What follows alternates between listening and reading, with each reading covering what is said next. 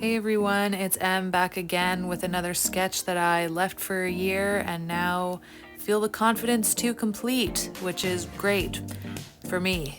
And here I am making a color palette and I'm using I was sort of looking at 70s sort of colors, 70s pictures and stuff on Pinterest. So that's what I kind of was gravitating towards when I was making this. And I do use a couple other colors because I needed to darken some shadows and stuff like that, but for the most part this is what it was, and I think it turned out super good. So yeah.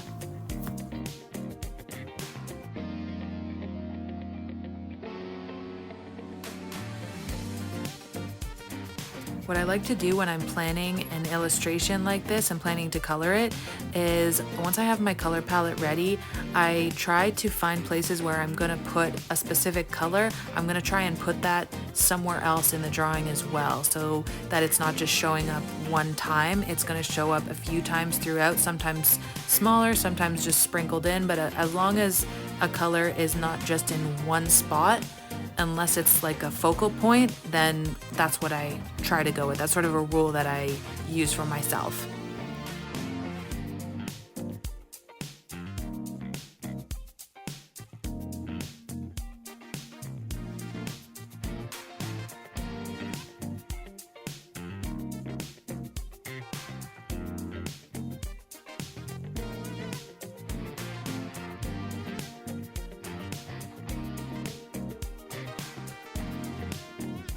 Just while I'm coloring through, I just wanted to ask anybody if they started using Threads, the new Instagram app. I started using it and I think it's really fun, and it's kind of helping me to be more open when I'm commenting or talking to people, because I was hoping to use it to make a little bit more friends and friends who do art and be able to talk with everybody, because I find it a little stressful to respond to comments often. And I like how I'm just seeing a lot of art and different types of artists and stuff on there, so I was liking that. And so if you haven't used it, I guess check it out if you want. I think that it's working out pretty good for me, so let me know if you guys think it's cool too.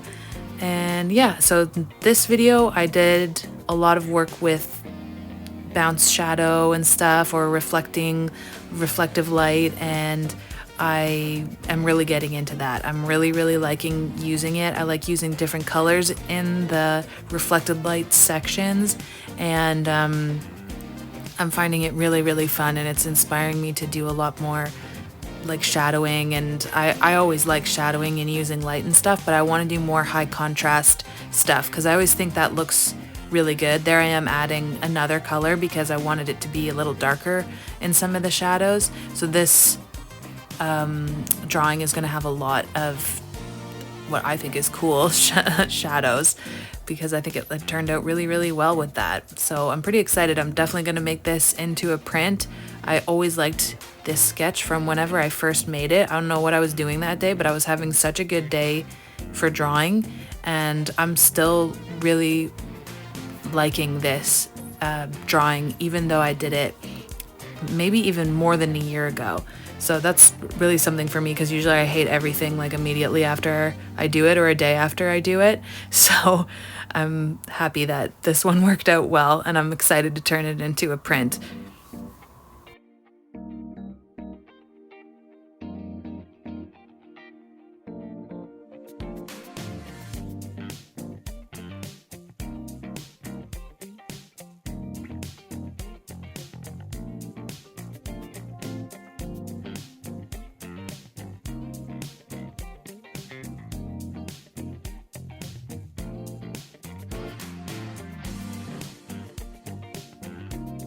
The paper that I'm using is Canson mixed media paper, and it handles markers very well, but I do use a piece of plastic. It came with a pack of Ohuhu markers. It comes with every pack of Ohuhu markers actually, and you just put it on the bottom side of the paper so that it doesn't soak through to the other side. So that's what I always use, but this paper is really good for markers and it helps them to blend very well.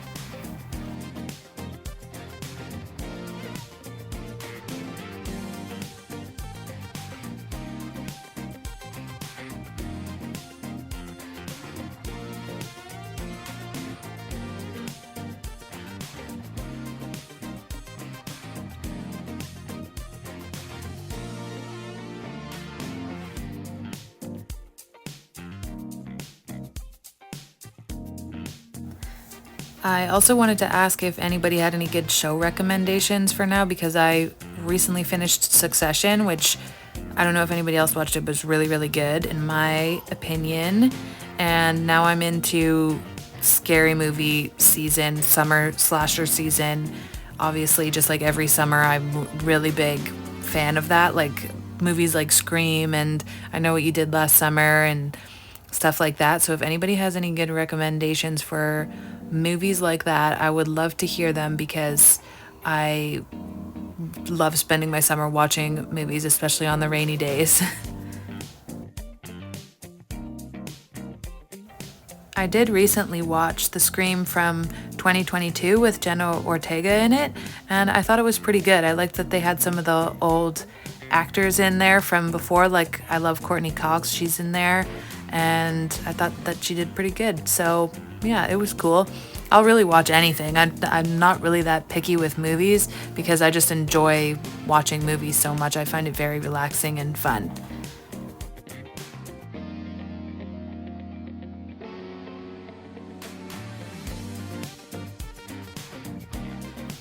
Sorry if you see my phone in the edge of the picture there. It's just because every time I make art now, I have to like film it all for TikTok and Instagram as well. So I use my phone to film one part, and I use my good camera to film the YouTube video.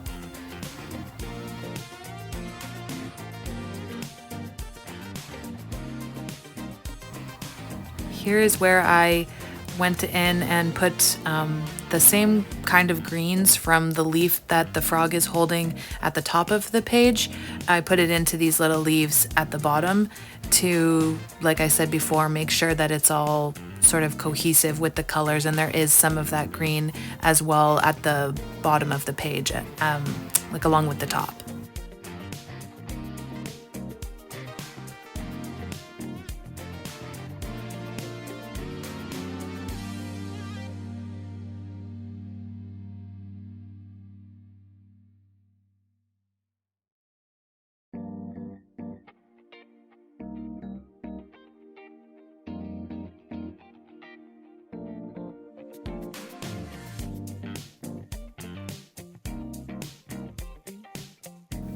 When doing shadows, I try to just make a random shape and don't make it too smooth because shadows are rarely really smooth. They kind of catch every edge, especially when I'm the kinds that I like to do where it's a really hard line. So I guess that's kind of a tip, is sort of make it like a little bit random, and reflect the shape of the object because it can really help to make something look really 3D.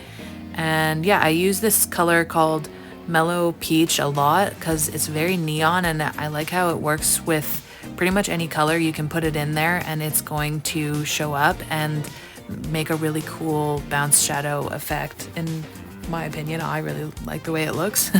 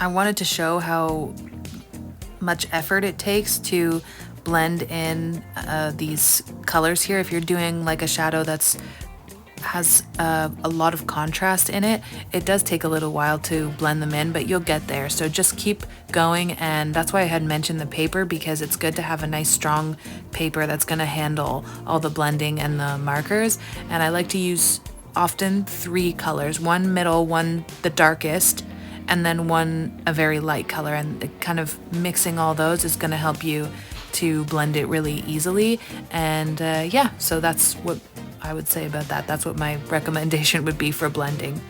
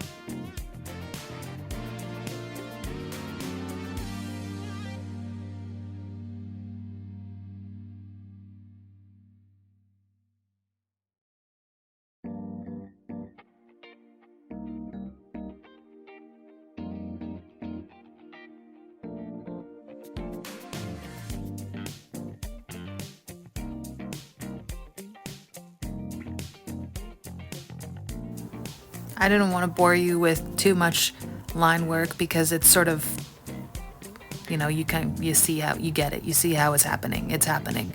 And I just wanted to show some of the blending that I did, because I do use the pencil sometimes to even darken the shadows more. I always use just one color, the same color that I used for the line work, and it's a brown Prismacolor Colorase pencil. Sometimes I use Tuscan Red, but that's pretty much, those are the colors I use to do my line work a lot. And you'll see I'm outlining the shadow there and just darkening it to even accentuate the contrast even more. So that's sort of what I do. And a lot of the time I will use a blending stump as well to kind of blend in the colors. If I don't want to show lines or grain on the paper, that's a good thing to get, is a blending stump.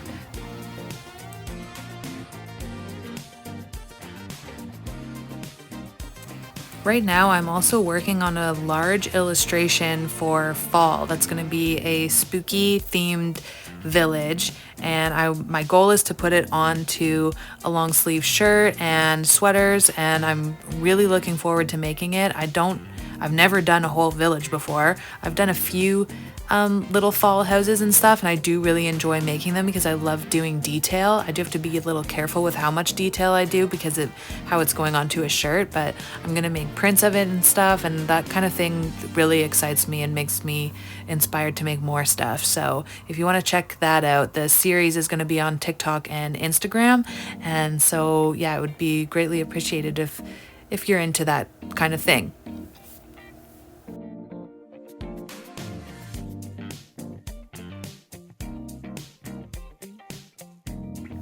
Thank you so much for watching another one of my videos, and I hope you guys have a great week, and I'll see you in the next one. Okay, bye!